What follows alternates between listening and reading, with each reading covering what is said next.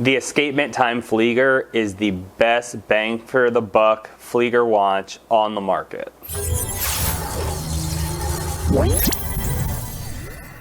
Let me explain. I'm not a huge fan of Chinese watches, and I've been looking for a knockaround Flieger for some time. I've tried some brands like Orient. I've certainly gone the more historically significant route with some entry-level Lacos.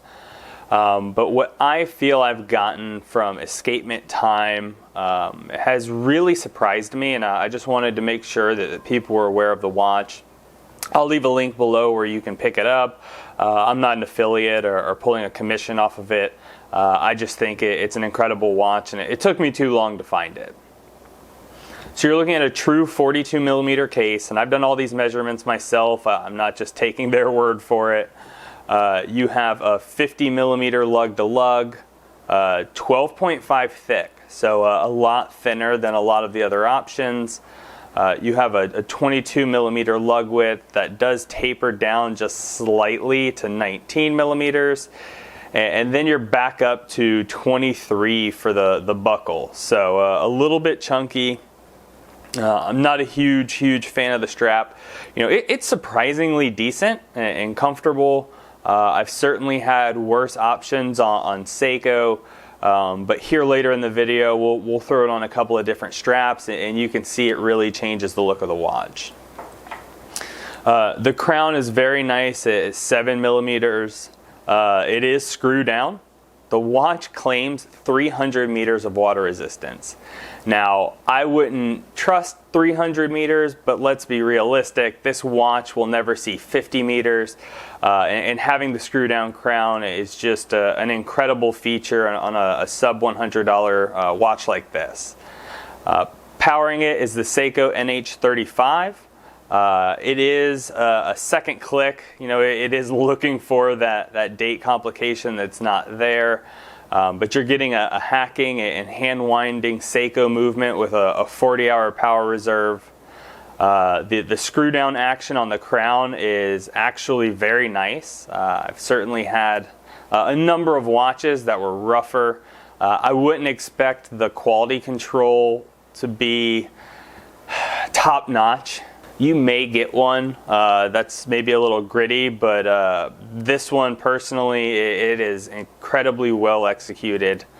You're looking at a sapphire crystal and full lume printing on the dial, and that is BGW9. You can see it's a very healthy application of BGW9. Very long lasting, great icy blue color, and you can tell they just really didn't cheap out on the lume. And I'm very impressed and satisfied. Behind the watch is sapphire crystal. You'll notice beautiful blue hands. I don't think for a second that they actually put thermally blued hands in here. That said, if they are painted or maybe like an anodized aluminum, it's the best execution of fake blued hands that I've ever seen. They play with the light beautifully. You don't have any paint clumps. You don't have any of, where you'll typically see paint thinning out around the edge. You really capture that same look, and I really appreciate the effort that went into that. Being a 300 meter watch, you have a screw down caseback. Not the most detailed depiction of an aircraft that I've ever seen, but for the price, again, I certainly appreciate the effort and the smooth texture that you really get there. It feels nice against the wrist. You have some of the specifications along the outside of the watch. Sapphire crystal. It is a full stainless steel case. Flieger automatic, escapement time. And probably my favorite notation on the watch, and something that I'm really happy with, made in China. Now that might sound weird because I said I'm not a huge fan of Chinese watches, but one of the problems I have with them is trying to hide what they are. Whether it's Swiss loom printed on the dial or Japanese movement, always trying to hide that they're a Chinese manufactured timepiece. And while this watch uses a Japanese movement, it doesn't hide what it is at the end of the day. Made in China on the caseback, The packaging is very modest, simple little cardboard box with some foam inside of it.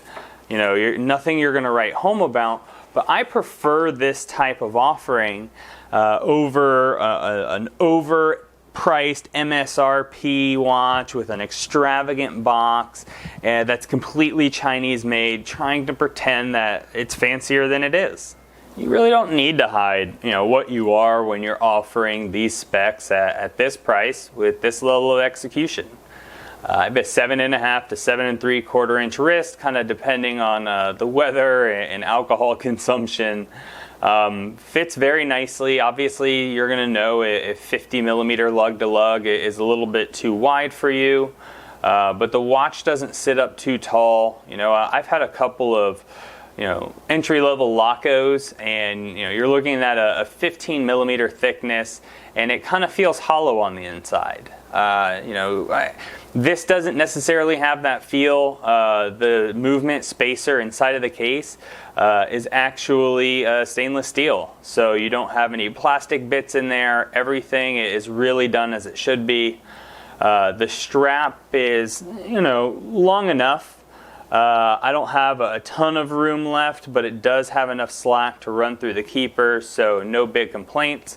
But I think when you get the watch, you're going to want to play with straps immediately because it fits a wide variety of looks. Because honestly, a watch this simple is always going to be a strap monster. Here it is on the Barton distressed leather strap.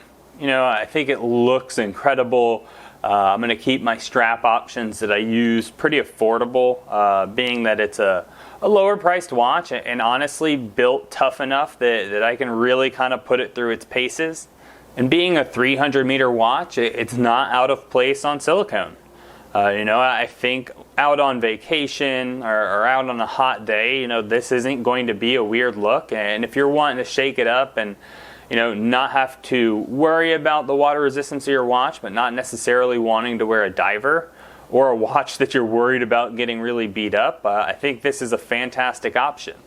And look, I know that there are cheaper offerings that appear to be similar everywhere, but a lot of times you're looking at a movement that doesn't have parts, it can't be worked on, so again, you're just throwing a movement away and putting another one in.